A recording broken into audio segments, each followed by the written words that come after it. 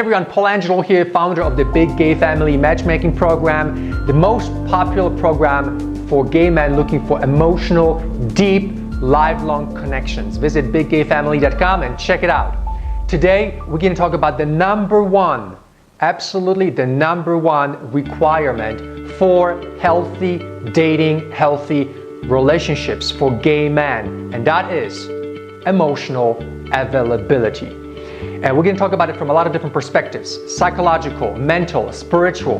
We're going to talk about a certain myth that was introduced into the gay space from heterosexual women and how we are suffering because of it. And we will talk about why being emotionally available is the number one, absolutely number one reason for whether somebody's going to struggle or succeed in relationships. Also, emotions, as we take it deeper, you will find out that emotions are also, or emotional activation is absolutely mandatory for your healthy functioning as a gay man on a deeper level, with attraction, with sexuality, with career, with your hobbies and interests, and just general sense of joy and happiness. So emotional availability is not just about dating, it's about everything else. But given that this is a video targeted towards dating and relationship issues for men over 40 like you, then we're going to focus on the angle of personal relationships. So what is emotional availability? It's really simple.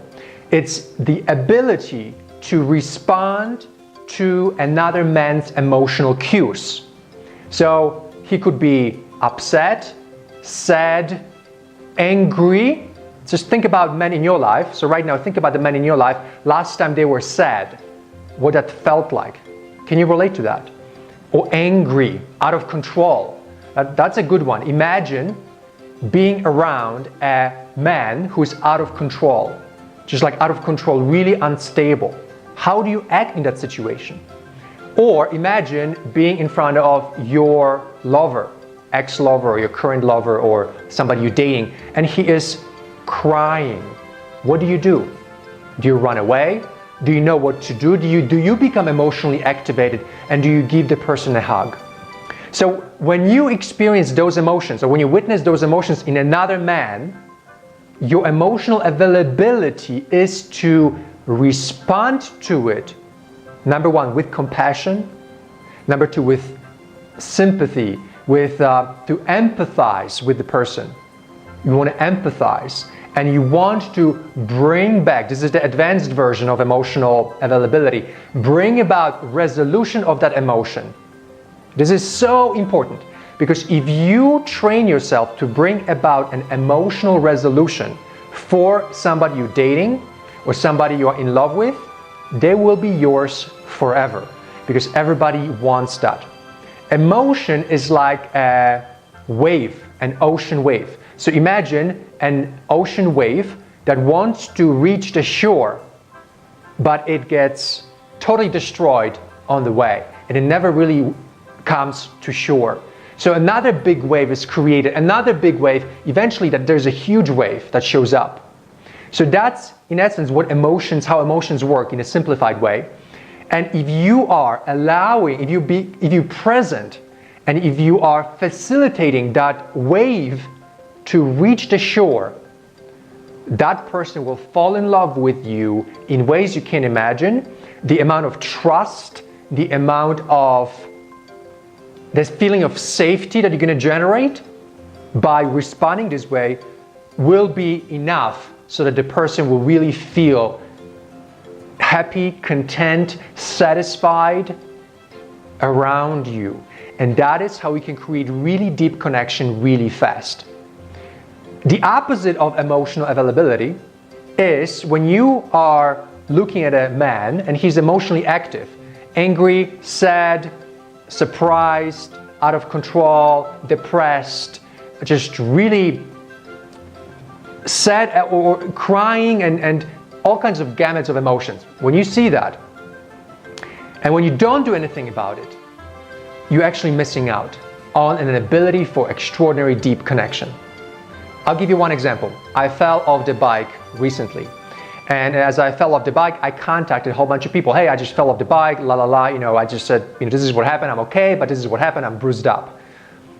There were some men that wanted to come over immediately, and some men in my life that did not even want to call me. These are new people that I'm meeting. So I'm in Denver, I'm meeting all kinds of new people. And so some of the new people that I've met, that I'm experimenting with, trying to invite people to my life, there were a couple that were so emotionally unavailable that they would not even want to call me to ask me if I'm okay. So they missed out on a huge opportunity, because how often will a man be hurt, wounded, and acknowledge it, and actually await some kind of recognition of that pain or validation for that pain, and also a hug. And I was so vulnerable, I was so aching, I was aching physically, and of course, because everybody, when you get hurt, when you fall off the bike, you want a hug. And so I was waiting for it. Eventually, a couple people gave me that hug, and I was okay. But those who didn't missed out. So you don't want to miss out on these opportunities where somebody is asking for an emotional validation and you are not responding. Emotional availability is your bonus magical superpower to create extraordinary connections in your life. Let's now talk about the myth. Here's the myth that straight women are projecting on the world, and there are books written about this. Usually when a woman meets a man who is really tough, really strong, and doesn't show emotion, they are trained, or they are recommended to just give the man time, to accept him without emotional expression. And so down the road, all these women suffer, because emotional expression is the requirement for trust, for safety, for feeling connected, for love, for compassion. If that man does not give that emotion to the woman, it will destroy her. But women are so desperate for the man that they are neglecting to require emotional availability for straight men. And there are thousands of books out there for straight women to teach them how to make it okay that your man is emotionally unavailable, while they're suffering like you have no idea, because women need that emotional activation and validation a lot more than men. So women, we know they're suffering, but yet they're accepting emotionally unavailable men, and they're teaching millions of men out there that it's okay to be tough and strong and not show any emotion.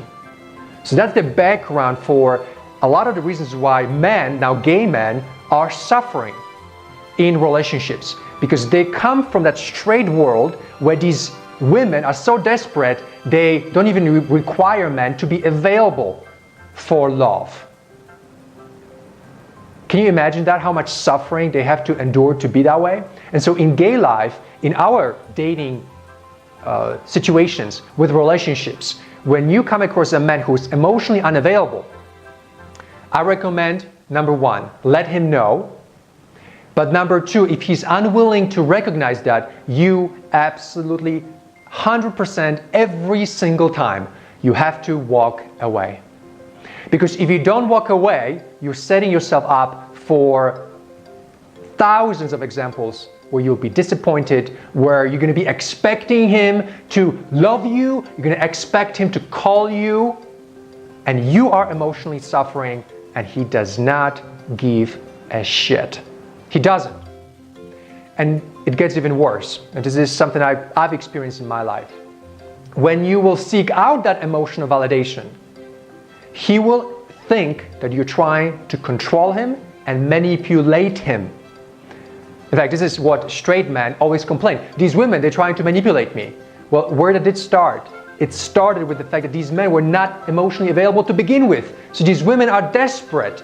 So they're doing whatever it takes to get the man to respond emotionally. And in gay life, where you are with an emotionally unavailable man, you will almost become so needy and so disproportionately out of control and so heavy in your emotions that some of you will go crazy. And I've gone crazy many times in my life because I was so emotionally activated but was not receiving even an inch of validation, and I was just going nuts. I was thinking, wait a second, isn't there something like a social contract that when I enter into a dating situation or into a relationship that we're supposed to acknowledge each other's emotions, and that is a requirement for even beginning the dating process? So emotional availability is a very serious thing. If you're dating somebody who cannot show you emotions, you're setting yourself up for perpetual disappointment and feeling. This actually does get really deep and really complex, where you start to internalize that there's something wrong with me. You might be saying to yourself, why doesn't he say nice things to me? Why isn't he really loving and caring? And you start thinking, oh, maybe there's something wrong with me, with you. And then you start compensating, and then you become not you. So that's usually what happens, is when we are with men that are emotionally unavailable, we switch to becoming somebody else, to give them something, to throw something at him to get that emotional response. Because without that emotional response, we don't feel like we're in a healthy relationship. And we aren't in a healthy relationship. So you gotta give him a few chances, but then you really have to walk away, because it's torture. It's absolute torture. And you never know if these men are even capable of emotional availability.